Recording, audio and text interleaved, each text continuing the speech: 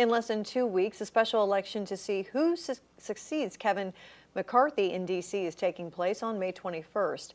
Eyewitness News reporter Will Silverstein reminds us how we got to this point and what this means for November. Will? Well, Rochelle, you can look at this race like a four-part series, 2 primary elections in March, 1 special election in May, and a general election in November, all to fill McCarthy's old seat. But this May special election may be crucial victory for the candidate seeking to serve a full 2 years later on this year.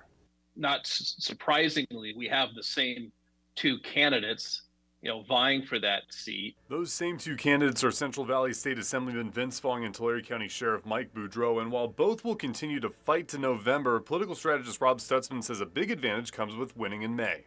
Whoever wins the special election will have a decided advantage as being actually the incumbent member of Congress. So Fong is kind of the heir apparent. The Assemblyman is the Bakersfield-based candidate with lots of local support and a couple of high-profile endorsements, former Speaker Kevin McCarthy and former President Donald Trump. Has a long time history as staff in the area and then eventually in the state legislature as a member. He had endorsements from the main, from McCarthy and from the sort of main, the mainstream Republican political operation, especially in the Bakersfield area. But the sheriff has proven he can win with support from outside Kern County and boasts the most law enforcement endorsements of the 2, including Kern County Sheriff Donnie Youngblood. As an elected sheriff not in a separate county, so kind of coming from that outside was very popular, and I think generally very popular in the non-Bakersfield part of the district. Now, there are tens of thousands of votes on the table after facing off in a crowded primary. The 2 had to deal with a couple of Democrats and multiple Republicans to make this runoff.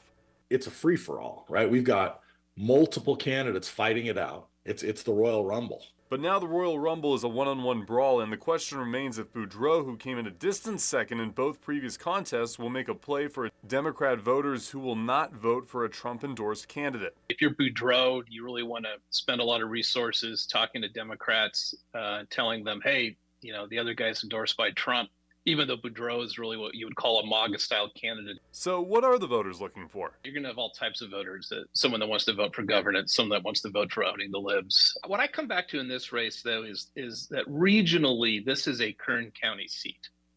And this is a part of the state where those county lines typically have mattered a bit in elections. And I continue to believe it's a big advantage for Fong.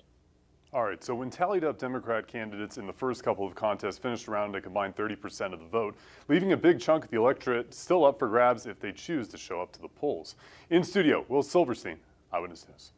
Hi, I'm Rochelle Murcia with Eyewitness News Bakersfield Now on YouTube. Thank you for checking out our YouTube channel where we have tons of great content to choose from. While you're here, go ahead and click on the subscribe button right there. That way you can stay up to date on all the things related within Kern County. Thanks for watching.